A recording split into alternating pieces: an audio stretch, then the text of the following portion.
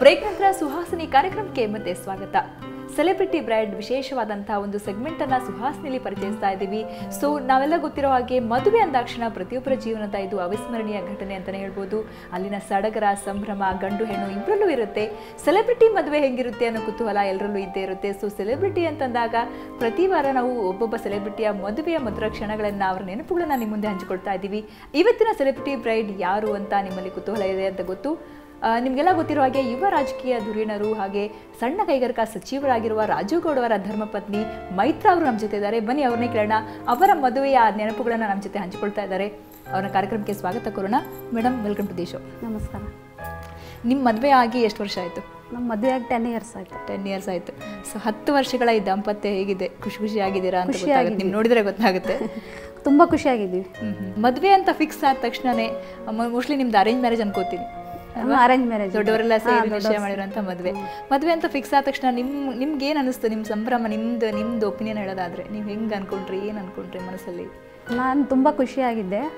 ನಾವು ದೊಡ್ಡವ್ರ ಮನೆಯಲ್ಲೆಲ್ಲ, ನಮ್ಮ ತಾಯಿ ಇಲ್ಲ, ನಮಗೆ ತಂದೆಯವರೇ ಎಲ್ಲ ಮಾಡಿದ್ದು ನಮ್ಮದು. ಅವ್ರು ಹೇಳ್ದಂಗೆ, ಅವ್ರು ಹೇಳಿದ ಪ್ರಕಾರ ನಾವು ಒಪ್ಕೊಂಡಿದ್ದು. ಹೌದಾ? ಸೊ ಮದುವೆ ಅಂದರೆ ಎಲ್ಲ ಗದ್ದಲ ಮನೇಲಿ ಇದ್ದೇ ಇರುತ್ತೆ. ಸೊ ಆ ಸಡಗರ, ಸಂಭ್ರಮ, ಏನಾದ್ರು ತೊಗೊಂಬರೋದು, ಹೊಸ ಬಟ್ಟೆ ತೊಗೊಳ್ಳೋದು. ಸೊ ನಿಮ್ಮ ಮನೇಲಿ ಯಾವ ಥರ ಇತ್ತು ವಾತಾವರಣ ಆವಾಗ? ನಮ್ಮದು ಎಲ್ಲ ಜಾಯಿಂಟ್ ಫ್ಯಾಮಿಲಿ, ಎಲ್ಲ ಹೆಣ್ಮಕ್ಳು ಜಾಸ್ತಿ ನಮ್ಮ ಮನೇಲಿ. 9 sisters ನಾವು, ಒಬ್ಬನೇ ಬ್ರದರ್. ಎಲ್ಲ ಸೇರಿ ನಾವು ಎಂಜಾಯ್ ಮಾಡಿದ್ವಿ, ಎಲ್ಲ ಅಕ್ಕ ತಂಗಿಯರೆಲ್ಲ ಸೇರಿ. ನೀವು ಎಷ್ಟನೇ ಅವರು? 9 ಜನರು? ನಾ 8ನೇವಳು. ಓಕೆ. ಸೊ ನಿಮ್ಮ ಮದುವೆ ಅಂದರೆ ಎಲ್ಲ ನಿಮ್ಮ ಅಕ್ಕಂದ್ರು ಎಲ್ಲರೂ ಸಖತ್ ಖುಷಿಯಾಗಿರುತ್ತೆ. ತಂಗಿ ಮದುವೆ ತುಂಬ ಖುಷಿಯಾಗಿದ್ರು ಅವರೆಲ್ಲ. ಸೊ ಹೆಂಗೆ ತಯಾರು ಮಾಡ್ಕೊಂಡಿದ್ರಿ? ಏನೇನು ತೊಗೊಂಡ್ರಿ? ಹೆಂಗೆ ಅವಾಗ ಏನು ಮಾಡಿದಿರಿ? ಯಾವ ಥರ ಈಗಿನ ಥರ ಶಾಪಿಂಗ್ ಮಾಲ್ ಅದೆಲ್ಲ ಇರಲಿಲ್ಲ. ಸೊ ಅವಾಗ ನಿಮ್ಮೂರಲ್ಲಿ ಯಾವ ಥರ ಪ್ರಿಪ್ರೇಷನ್ ಇತ್ತು ಅಂತ? ಅಷ್ಟೊಂದು ಇದಿರಲಿಲ್ಲ. ಅಲ್ಲಿ ಸಿಟಿ ಅಲ್ಲಲ್ಲ, ಸುರ್ಪುರು. ಸುಮ್ಮನೆ ಅದು ಎಲ್ಲರೂ ಹೆಂಗೆ ಮಾಡ್ತಾರೆ ಆ ಥರ. ಸೊ ನಿಮ್ಮ ಮದುವೆ ಅಂದ ತಕ್ಷಣ ಪ್ರತಿಯೊಬ್ಬರದ್ದು ಒಬ್ಬರದ್ದು ಒಂದೊಂದು ಥರ ಸಂಪ್ರದಾಯ ಇರುತ್ತೆ. ನಿಮ್ಮ ಕಡೆ ಸಂಪ್ರದಾಯ ಯಾವ ಥರ ಇತ್ತು ಮದುವೆ? ನಮ್ಮ ಹಸ್ಬೆಂಡ್ ಮನೆಯಲ್ಲೇ ಎಲ್ಲ ಆಗಿದ್ದು.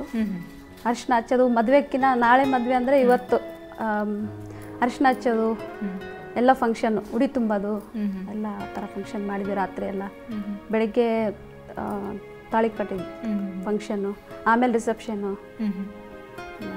ಸೊ ಆ ಭಾಗದಲ್ಲಿ ಮದುವೆದ ಸಂಭ್ರಮ ಸಖತ್ ಚೇಂಜ್, ತುಂಬಾ ಡಿಫ್ರೆಂಟ್ ಆಗಿರುತ್ತೆ, ತುಂಬಾ ಚೆನ್ನಾಗಿರುತ್ತೆ. ಸುರ್ಗಿ ನೀರು ಅಂತ ಏನೋ ಮಾಡ್ತಾರೆ, ಅದು ಹಿಂಗೆ ಚೆನ್ನಾಗಿರುತ್ತೆ. ಎಲ್ಲ ಮದುಮಕ್ಕಳ ರಾತ್ರಿ ಎಲ್ಲ 3 ಗಂಟೆ ತನಕ ಆಯ್ತದು. ರಾತ್ರಿ ಎಲ್ಲ ಮಾಡಿದ್ವಿ, ಎಲ್ಲ ಹೆಣ್ಮಕ್ಳು ಸೇರಿ ಫಂಕ್ಷನ್ ಆಯ್ತು. ಸೊ ನಿಮ್ಮ ಮನೇಲಿ ಎಷ್ಟು ದೊಡ್ಡ ಫ್ಯಾಮಿಲಿ, ಜಾಯಿಂಟ್ ಫ್ಯಾಮಿಲಿ ನೀವು ಹೇಳಿದ್ರಿ. ಸೊ ಎಷ್ಟು ಜನ ಸೇರಿದ್ರು? ತುಂಬಾ ಜನ ಸೇರಿದ್ರು. ಹೆಂಗಿತ್ತು ಎಲ್ಲ ಗದ್ದಲ ಗಲಾಟೆ? ಎಲ್ಲ ಅವ್ರ ಕಡೆ ಇತ್ತಲ್ಲ, ಎಲ್ಲ ಜನನು ಅಲ್ಲಿಗೆ ಹೋಗ್ಬಿಟ್ಟಿದ್ವಿ. ಅಲ್ಲೆಲ್ಲ ಅವರು ಜಾಯಿಂಟ್ ಫ್ಯಾಮಿಲಿ, ನಾವು ಜಾಯಿಂಟ್ ಫ್ಯಾಮಿಲಿ, ಎಲ್ಲ ಖುಷಿಯಾಗಿ ಮಾಡಿದ್ವಿ ಎಲ್ಲ. ಹೌದಾ? ಸೊ ಮದುವೆ ಆದ ನಂತರ ನಿಮ್ಗೆ ಅಂದರೆ ನೀವು ಅವಾಗ ಮದುವೆ ಆಗುವಾಗ ಏನು ಓದ್ಕೊಳ್ತಿದ್ರ ಅಥವಾ ಸ್ಟಡಿ ಮುಗಿಸಿದ್ರ?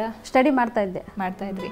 ಸೊ ಅವಾಗೇನು ಮದುವೆ ಆಗ್ಬೇಕಂತ ಡಿಸೈಡ್ ಮಾಡಿದ್ರು ಅಥವಾ ಮನೆಯವರೆಲ್ಲ ಹೇಳಿದ್ರು ಅಂತ ಹೇಳಿ ಒಪ್ಕೊಂಡ್ಬಿಟ್ರು? ಮನೆಯವರು ಹೇಳಿದ್ರಲ್ಲ, ಒಪ್ಕೊಂಡ್ಬಿಟ್ರಿ. ಸೊ ಮುಂದೇನು ಜಾಬ್ ಮಾಡಬೇಕು, ಓದ್ಬೇಕು ಅನಿಸ್ತಿತ್ತಾ ನಿಮಗೆ? ಇಲ್ಲ. ನಿಮ್ಮ ಯಜಮಾನ್ರು, ನಿಮ್ಮ ಮನೆ, ಈಗ ಒಟ್ಟಾರೆ ವಾತಾವರಣ ಹೆಂಗಿದೆ ನಿಮ್ದು ಈಗ ಅಂತ? ನಮ್ಮದು ತುಂಬ ಚೆನ್ನಾಗಿದೆ. ಇವ್ರ ಮನೆಯಲ್ಲೇನು ಎಲ್ಲ ಒಟ್ಟೊಟ್ಟಿಗೆ ಇದ್ದು ಎಲ್ಲ ಇದು ಮಾಡಿದ್ವಿ. ಎಲ್ಲ ನಮ್ಮತ್ತೆ, ನಮ್ಮ ಮಾವ ಮಗಳ ಥರ ನೋಡ್ಕೊಂಡ್ರು ನಮಗೆ. ತುಂಬ ಚೆನ್ನಾಗಿ ಸಾಕು. ನಿಮ್ಮ ಯಜಮಾನ್ರು ರಾಜಕೀಯದಲ್ಲೂ ಕೂಡ ಮುಂಚೂಣಿಯಲ್ಲಿದ್ದಾರೆ ಚಿಕ್ಕ ವಯಸ್ಸಲ್ಲೇ. ಸೊ ಅವ್ರಿಗೆ ಮತ್ತೊಂದು ಇಷ್ಟ ಅಂದರೆ ಕ್ರಿಕೆಟ್. ಸೊ ಕ್ರಿಕೆಟ್ ಆಡೋದು ತುಂಬ ಇಷ್ಟ ನಿಮ್ಮ ಯಜಮಾನ್ರಿಗಲ್ವಾ? ಹಾಂ, ತುಂಬ ಇಷ್ಟ. ಸೊ ನಿಮ್ಮ ಯಜಮಾನ್ರು ಏನು ಆಗ್ಬೇಕಂತ ಅನ್ಕೊಂಡಿದ್ರಿ ನೀವು? ಈಗ ರಾಜಕೀಯ ನಾಯಕರು ಹೌದು, ಮೊದಲಿಂದ JP ಮೆಂಬರ್ ಇದ್ರು ಅವರು ಮದುವೆಯಲ್ಲಿ.